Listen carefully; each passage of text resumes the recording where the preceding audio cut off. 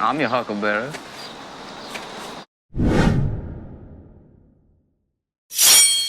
What's up, fishy friends? Welcome to Tim's School of Fish, and class is in session. I am super excited today because we're going to do something we normally don't do.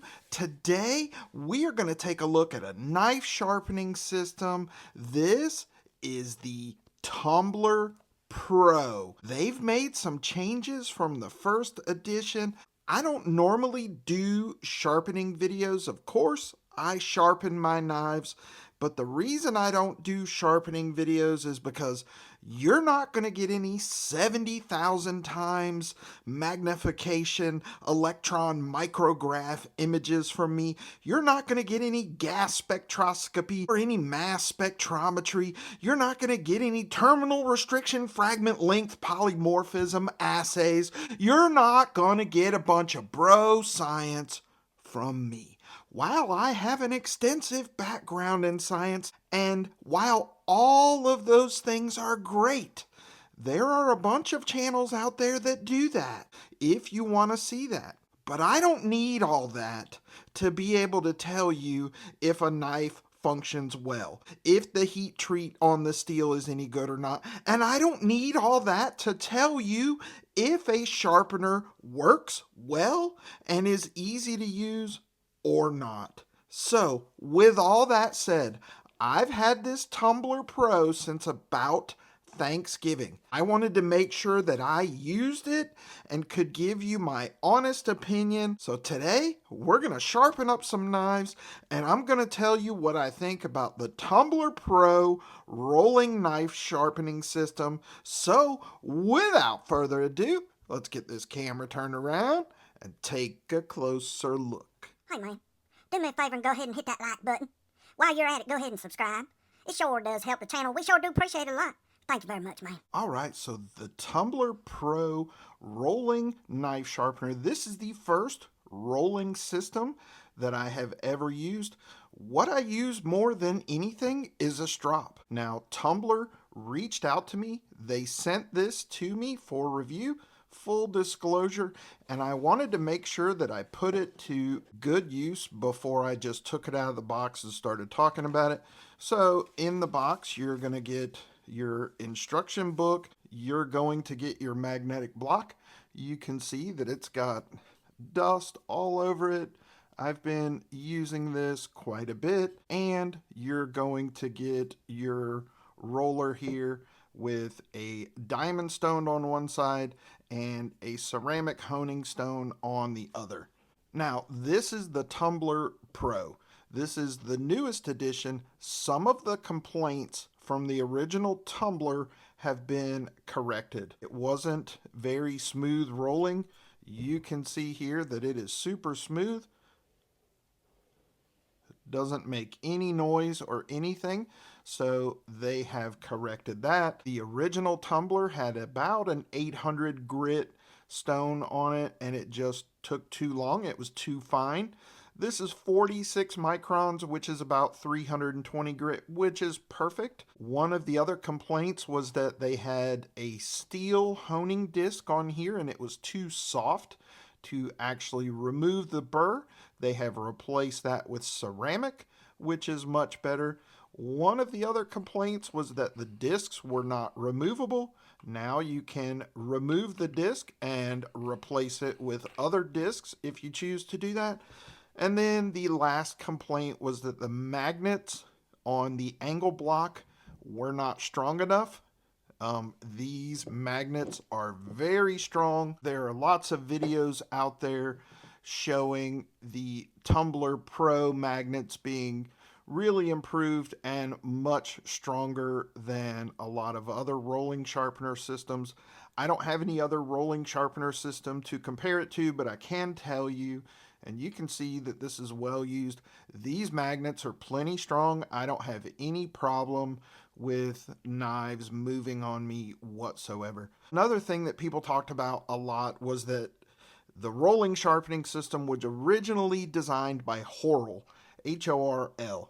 Well, I'll be quite honest, I don't freaking give a crap who the first person to design something was. The Benz motor car was the first car. That doesn't mean we all drive around Mercedes Benz, does it? Benchmade Knives was the first company to create the Axis lock system. I can promise you that you have plenty of knives with a crossbar Axis style lock on them that are not Benchmade. So, this whole idea of, Well, this was originally designed by Horrell, so it must be the best. I don't subscribe to that nonsense. Honestly, I don't give a flip who the first person to design something was. If somebody else can do it just as good or better at a lower cost, I'm all for it, and you should be too. And I think it's really hypocritical when I hear people say, "Well, Horrell made the first one." Well, if that's the case, throw your car away and throw all your Axis knives away because they weren't the first person to design it. This particular block has a 20-degree angle on it. It also has a 15-degree angle on it. They have other blocks that you can get. They have different bundles that come with different blocks. They have 12 degrees, 25 degrees, 17 degrees, 22 degrees, whatever you could want. They have it. This is what they sent me, was 20 and 15. I'm fine with that. Now, I'm going to sharpen a few knives and show you how this works, tell you what I think of it. I'm not going to do any of my EDC knives because most of my EDC knives, I like about a 17-degree angle on there. So for your kitchen knives and for most of your EDC knives, 20 degrees is going to be just fine. This is one of my wife's IKEA kitchen knives. Not the greatest steel, pretty soft steel. So let me just show you how it works. You just slap it on there. We take the diamond side and back and forth. Super easy, super smooth. Now, how long you have to do this depends on, how dull your knife is. But what I have found is that if you do this about once a week, you can quickly bring an edge back in about 2 minutes. And there's really no wrong way to do this. You can do it in sections. You can do the whole thing at a time. Now I'm going to flip it around with the ceramic honing stone.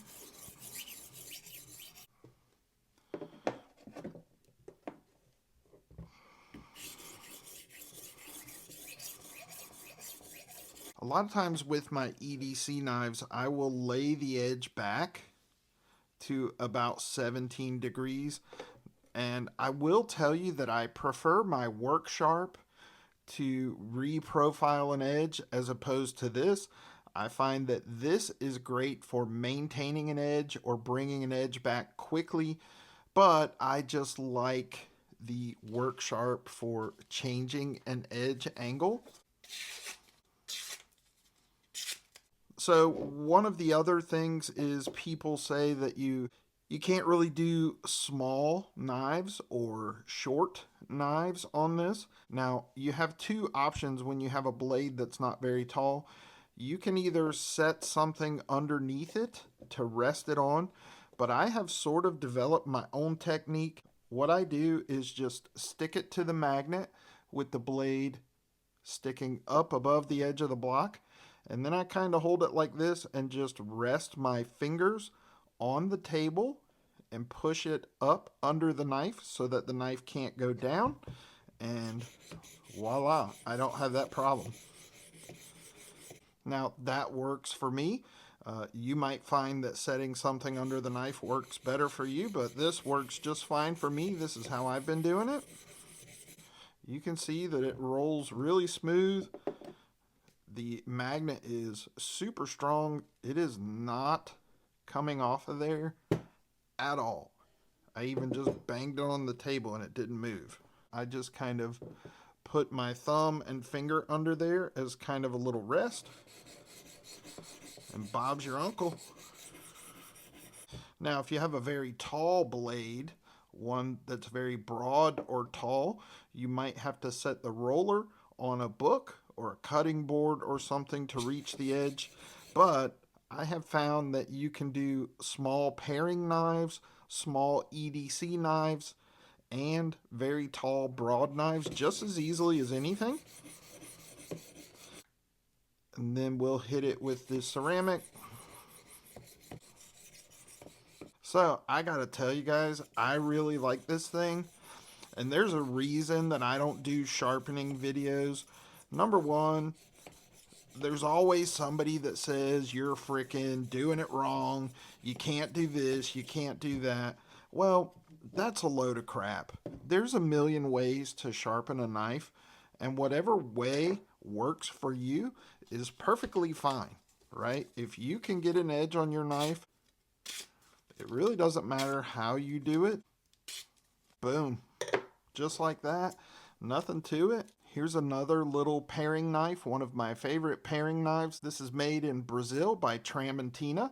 Tramontina makes great machetes, by the way. Check them out if you are into machetes. I'm going to use the 15-degree side on this one. Anybody can use it.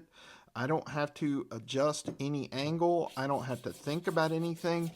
I mean, my wife has actually taken this out and touched up some of her kitchen knives before, which is something she has never done. So you can see I'm doing a short knife right here. Switch it around to the ceramic, and I'm having no difficulty whatsoever.